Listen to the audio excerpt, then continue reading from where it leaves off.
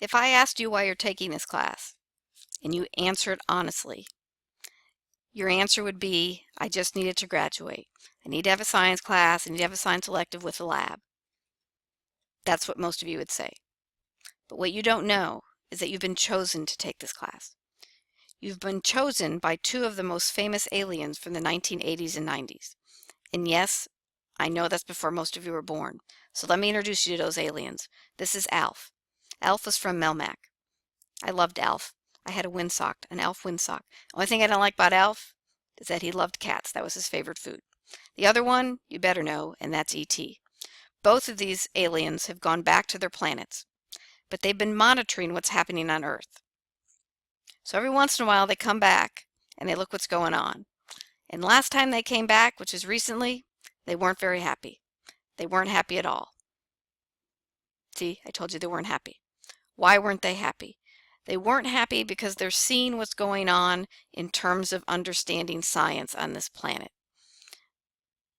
So what they wanted to do is they have in your brain when you were asleep one night, they have put it in your head to take this class. Because in this class, the main goal is to teach you how to be scientifically literate. What you've seen, even though you haven't seen these aliens because you were too young, but what you've seen as you've grown up, you've probably heard about scientists, you've seen scientists do experiments, you hear about science, but the reality is what you're seeing now is not coming from scientifically literate people in most cases. People yell at each other and they scream at each other. Our politics are too closely tied into science. If you're a Republican, you believe this. If you're a Democrat, you believe this. But do you understand the science behind it? Nowadays, if you listen to a politician, you just think they're an expert on science, and they're not. They're not at all. So right now, we're yelling and screaming, we're not scientifically literate. We have to learn how to become scientifically literate. Now, what you might be saying to yourself is, you know what? I'm majoring in business. I don't care. I'm majoring in art. I don't care. I'm majoring in whatever. I don't care. But you need to care. Everyone needs to be scientifically literate. What do I mean by that? I mean that you understand the process of science. Not just running an experiment, but the whole process. You need to know there are weaknesses to science. There are some things in science that are misinterpreted. You have to be creative. You have to understand that when you take a medication, you take a drug, or you do a treatment, you need to know what science is behind that before you take it. You need to know that even though science can come up with answers to questions, we shouldn't always use it.